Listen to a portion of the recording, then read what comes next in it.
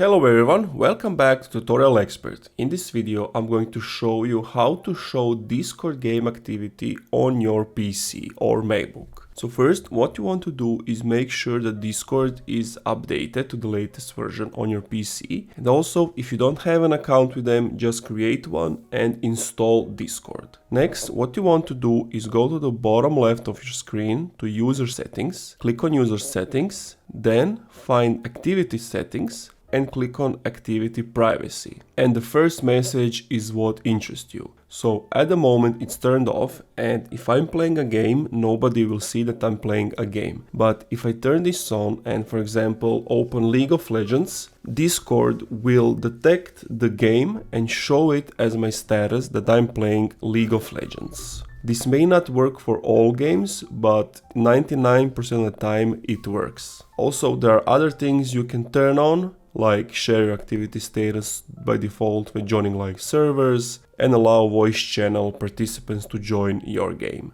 And that's it. That's how you do it. Thank you for watching this video. If you want to support the channel, click the first link in the description, leave a like, comment and subscribe.